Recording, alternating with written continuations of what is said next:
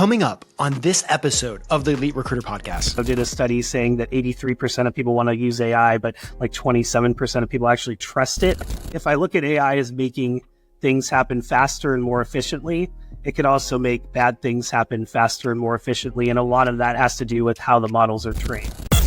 Welcome to the Elite Recruiter Podcast with your host, Benjamin Mena, where we focus on what it takes to win in the recruiting game. We cover it all from sales, marketing, mindset, money, leadership, and placements. I'm excited about this episode of the Elite Recruiter Podcast. Most of all, is AI a bunch of bullshit? Like, is it a fad? Or is it something that's going to just absolutely change the game? Here's the thing that we're looking at. With AI, there is a lot of bullshit out there. There's a lot of stuff that just isn't doing what it needs to be doing. It isn't a tool that the recruiters need. So I am super excited to have Prem Kumar with me from humanly.io to really just talk about, like, how do you make it past the bullshit? How do you figure out a product that actually works for you? How do you actually get the AI to get you ahead financially and in your career? I'm so excited to have you on the podcast. Welcome. Thanks for having me. I'm excited to talk about all that. So first of all, like, real quick, what is humanly.io? Yeah, absolutely. So we help high volume hiring teams screen, schedule, and now source candidates through a recent acquisition we made recently of Teamable. We do that in a variety of ways. Using AI, real AI is one of the ways, but really our goal is to allow our mid-market customers to upload a job or sync it from an ATS and have qualified candidates show up on their calendars the next day, the next week. Oh, okay. So actually utilizing the AI to actually get something done.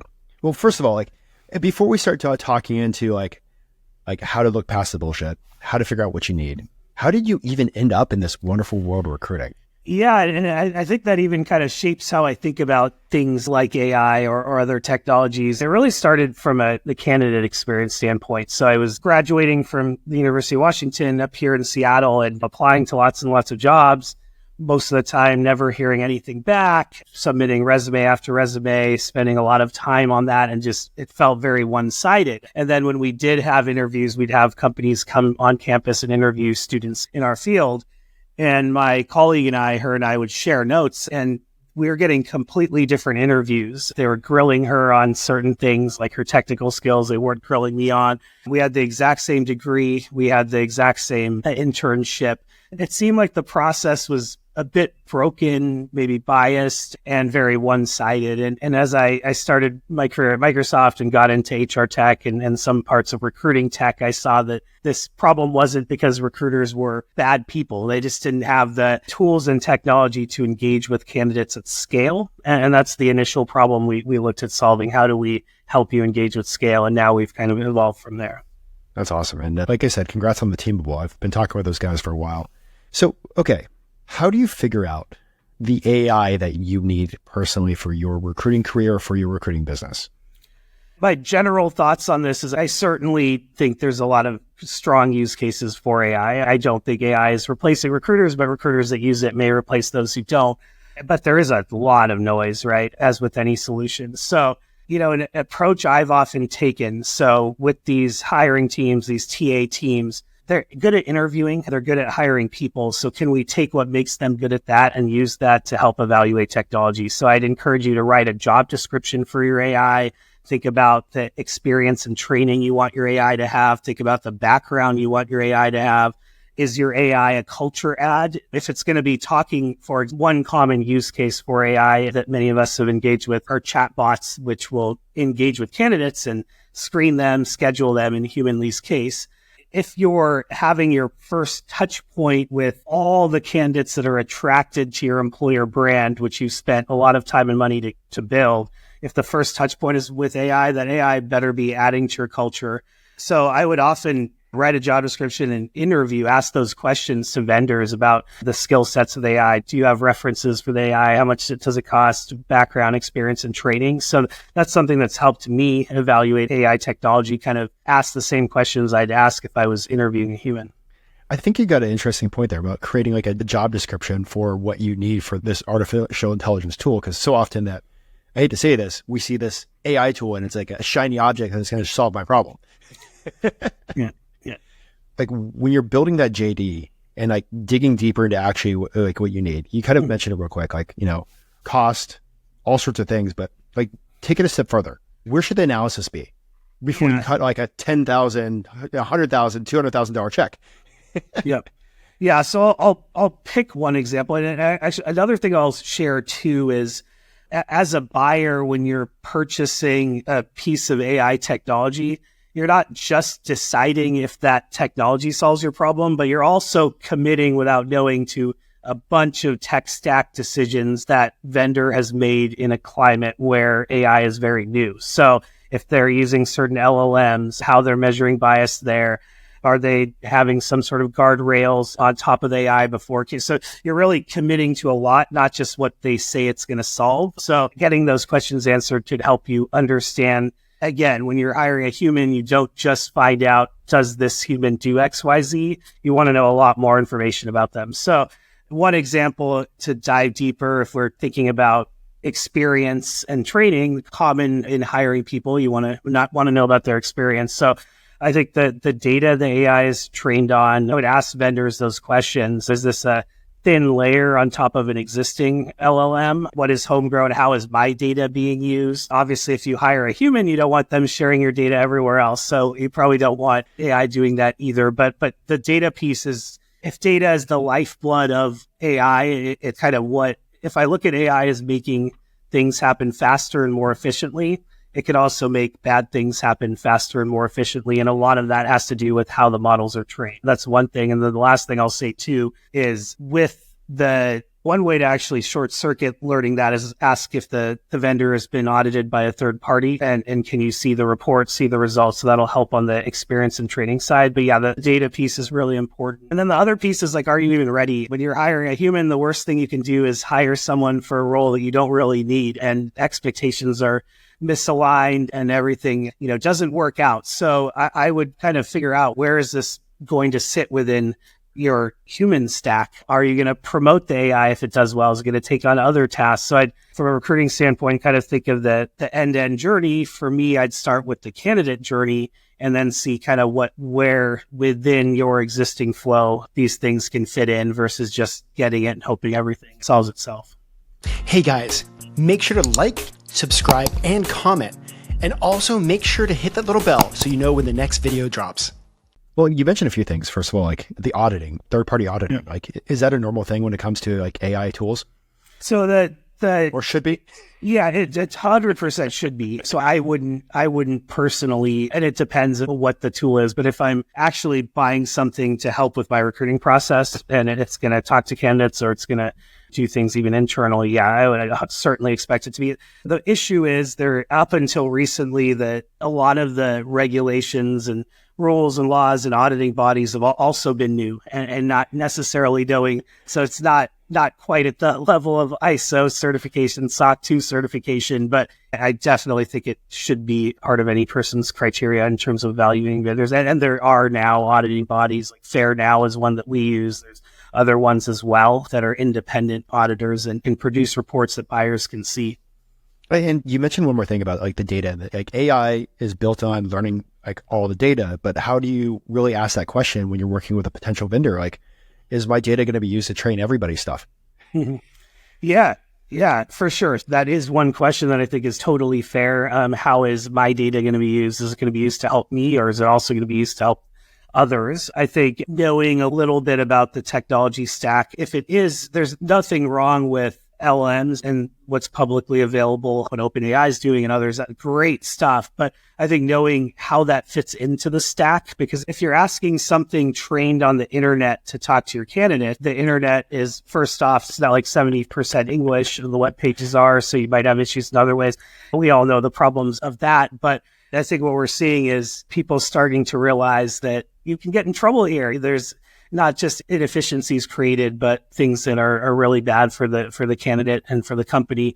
One example is if there's a candidate in Colorado that asks a question about pay, you want your AI to be set up in a way where it understands Colorado's pay transparency laws and how it answers the question back. And if you ask a vendor, and I would ask for their kind of tech stack. So where do the LLMs fit in? How can you guarantee that this chatbot isn't just good at talking to people, but it's actually good at recruiting and understands all the complexities of what it takes to have a recruiting conversation? Wow. Yeah, I didn't even think about the chatbot having to have a conversation with understanding the transparency laws in the different places, but that makes perfect sense if that's going to be the front end. Are a lot of the different like AI recruiting tools, are they like built on top of like the existing LLMs, or is it like an in-house LLM? It's a really interesting thing. So what's happening right now, first off, I haven't seen any technology since cloud computing that so many people want to use and so few people trust. So there was Tideo did a study saying that 83% of people want to use AI, but like 27% of people actually trust it. Auditing and things like that can help with the trust.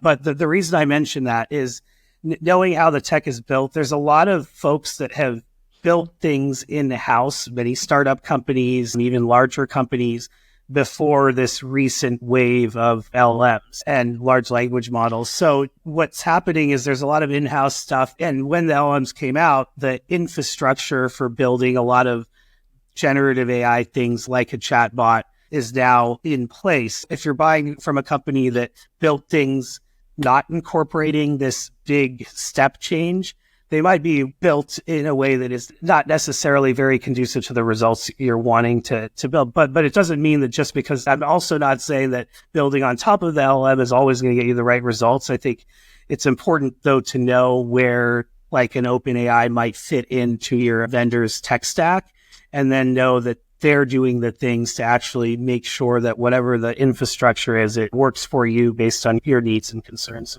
I don't know if that totally answers your question. I think it did. But just back into the very start of our conversation, that there's a lot of like BS out there.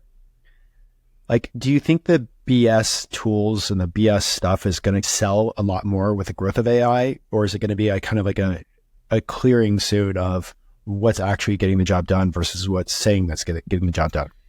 It's a good question. So it certainly depends on the type of tech, but I have full confidence in the TA leaders of America and other areas. Like, these are smart folks, right? And I know when I talk to our buyers, they're asking a lot of the great questions. So I do feel that when we buy AI software, we're basically voting for how much safety we want, how much ethics we want. And I am seeing people asking the right questions. So if you're selling B2B SaaS AI solutions, I do think that the crap stuff will be weeded out. A lot of stuff that's more on the consumer end that might make it through for a while. But then you also do have the auditing, the laws. I do think audits will be just as common as asking for a SOC 2 report. So I personally feel that a lot of the vaporware type stuff will get weeded out.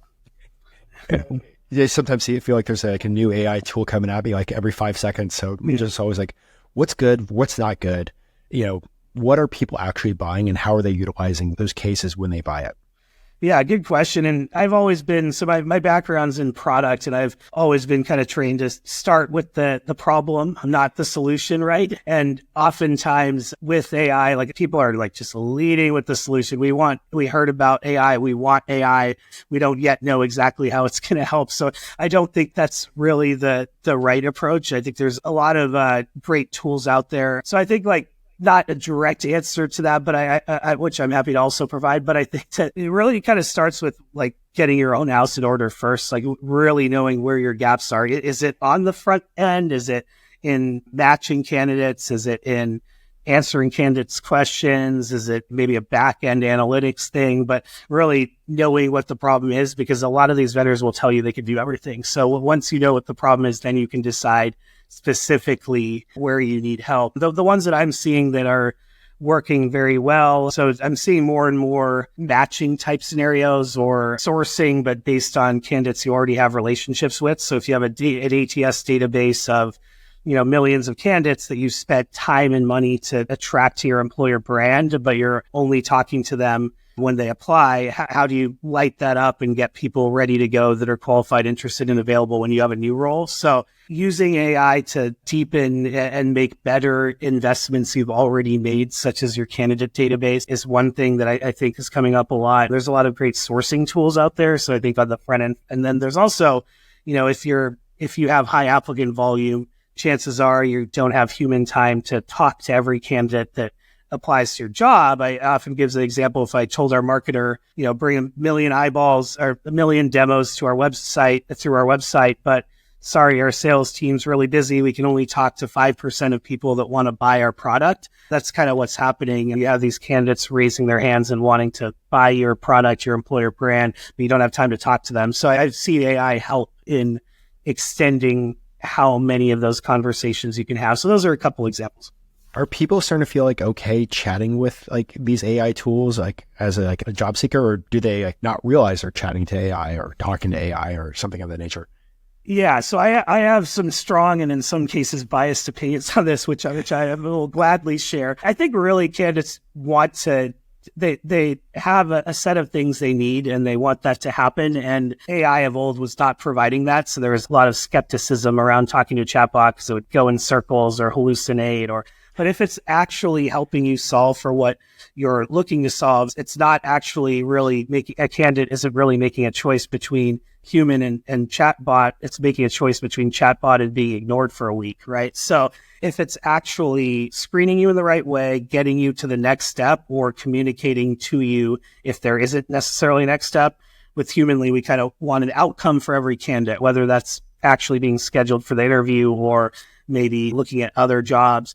So I think if it actually solves the problem you want it to, it can be very powerful to candidates. A lot of companies like ours will measure that. So we have candidates that rate our bots. I think the average score is about 4.7 out of 5. And the ones that like it, which is the majority, are getting to the next outcome or next step and not going in circles, if that helps.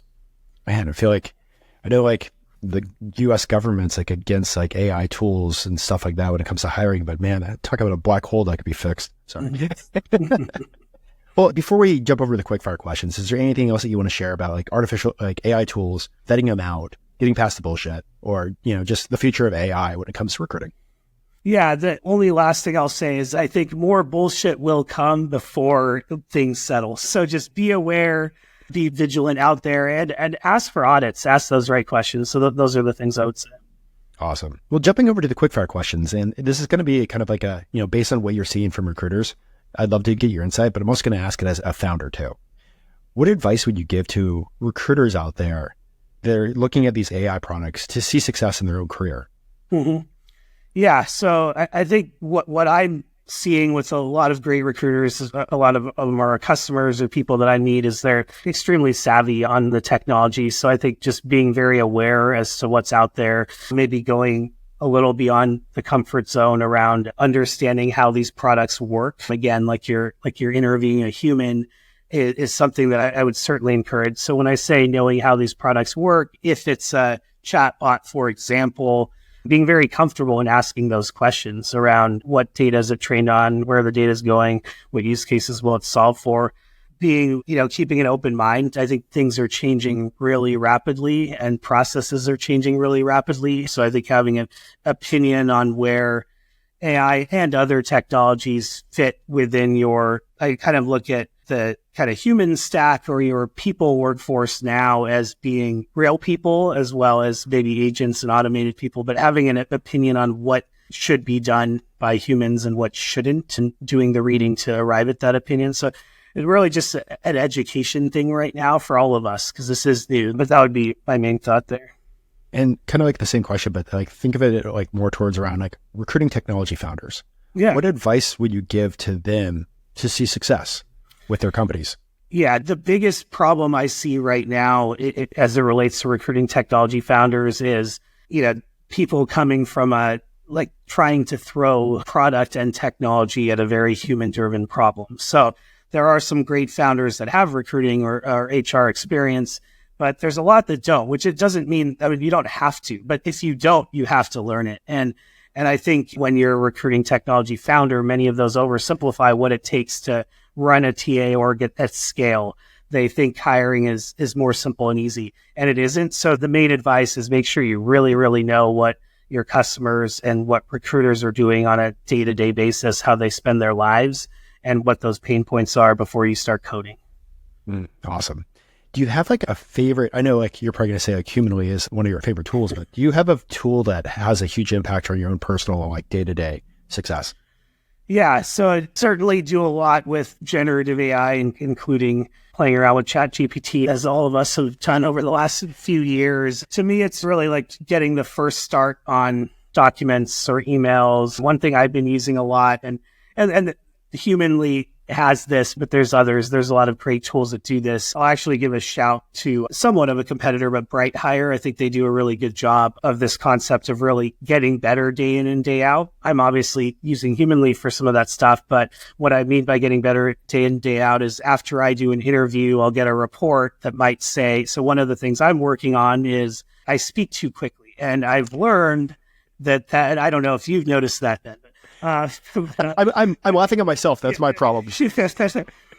but I realized, at first it was okay, whatever. But then I realized, actually, I did some research and if I'm speaking at over 150 words per minute in an interview, candidates where English is the second language have a disadvantage all of a sudden. And then I have bias thinking that they're not keeping up in certain ways, or they don't know what this term means, but maybe it's just because I said it fast. So after every interview I do, I'm looking at, am I kind of keeping to the topics, but am I doing so in a measured manner that isn't too quick? So I'm using AI to help in how I communicate. There's another tool called Virtual Sapiens I use. It's a Chrome extension where I can see, am I touching my face a lot or giving body language that isn't what I want to portray? And clearly, for anyone watching this podcast, I'm not using those tools enough, but maybe next time I will have perfected all of this. So I use it for, showing up better in my day-to-day meetings. That's actually pretty cool. I know one of the things I've learned because of this podcast is many times I speak too fast because I realize it in the editing process and I'm like, all my words are together. That's a sign. I'm like, I can't make an edit. Everything's together. But jumping over to a book, have you had a book that's had a huge impact on your own personal career and success? Yeah. So the answer is one that is pretty common book in the startup world, but The Hard Thing About Hard Things by Ben Horowitz. I think that the thing that I really took away from that is he has a quote. I won't get the exact quote right, but just having to do with being a startup founder. And there's no way to learn how to be a great startup founder, no matter how much you read. It is just doing it. And, it can be a lonely process at times, even with co-founders. But yeah, that book the writing style really resonated with me, and it made it really real about what this thing is going to take, his journey is going to take. That's awesome. It's a really good book. Looking at your own personal career, it looks like you had a ton of success with Microsoft. Humanly is growing substantially. You guys just acquired Teamable. You're, investor in other places. You're a speaker at the State Department. All sorts of things that are just accumulating to a ton of success with you. What do you think has been a huge driver personally for your success? Yeah, to me, it's really just getting started. So I was at Microsoft for 10 years and I loved the time there. But I think what helped me is it took me a while. I always wanted to join the startup ecosystem. It took me a while. And I feel there's a metaphor called the elephant rope that these elephants in Asia back in the day were tied down at the zoo as babies. And then as they grow older, they can easily just break the rope, but they're mentally conditioned not to. And I had all kinds of ropes, whether it's, hey, I don't want to leave big company because what are the benefits going to be like? Or there's always another rope, right? So I think just getting started and then allowing everything else to the learnings and figuring out later. So I think it's Reid Hoffman that says that founding a startup is like jumping off a plane and assembling a parachute on the way down. So making that jump, breaking that rope, and just forcing yourself to do it and then figure stuff out later has been helpful in a lot of things, and certainly not the excuse for poor planning and strategy and things of that nature. So certainly not. But I think personally that has been a big thing that's helped me get to the next step. I mean, I know the tech layoffs, Microsoft doesn't sound as safe as it used to, but Microsoft, if you're in Seattle, it's a super safe place most of the time to work. What finally pushed you to start your startup? Well, I mean, quite literally, it was I had had my first kid, and I was sitting around on paternity leave with the kid in my lap, eating ice cream and passing the time and thinking about life and the impact I wanted to create on the world in the future. And I now try and incorporate, I'm not having more kids just to have those moments, but I try and have those moments in other ways. Just give myself the space to sit back, reset. And that kind of forced me to sit back, reset. And I think part of fatherhood too is you do start to think more about the impact you're having on your kids and others in the world. So that was kind of, then I'm like, okay, I'm going to go do this. And Unfortunately, a couple weeks after I left, Microsoft came out with this amazing new paternity leave process that but it was pretty good when I was there, so I won't complain. That's awesome. Well, just, being a founder also, you have a ton of tough days, especially like in the get-go. How did you deal with those hard days and hard weeks? Mm-hmm. Yeah. So the truthful answer is at first very poorly, right? So at the beginning, I almost had this concept that I could just do everything, right? And what I mean very poorly, it would be, I'd burn the candle at both ends, not manage my stress very effectively, not eat very well. So that was like the beginning. And then after as I've evolved over the last 4 years, the way that one is getting some planned separation. So I try and do that. And it doesn't have to be just via PTO, but having these, maybe like a quarterly break where I'm just not thinking about work and I'm thinking more about the future. And then also having that scattered throughout the day. So my EA now has been very helpful in having planned breaks in the day. I'm always great at using them, but I do feel when I do and then just take the detachment, it helps me be much more effective afterwards. So that's been helpful. And then another thing is, at this life stage in my career or other careers, you don't have like tons of time for social stuff like you once did. But I do think with the key relationships I have in my life, obviously my family and my wife, but also with certain friends that I'm close to, just forcing myself to make the time to get out there and be social. That has been helpful for me, and I need to do more of it. That's awesome. Well, looking back on like the ups and downs that you've had and the successes you've had, if you had the chance to go back and get a cup of coffee with yourself, we'll say the first month or two that you started Humanly, what advice would you give yourself? Mm-hmm.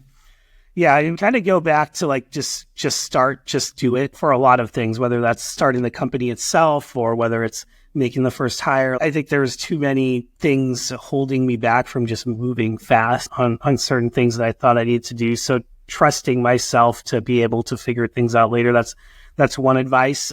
A lot of the things that seem like big hurdles oftentimes end up not being so. So that would be one thing.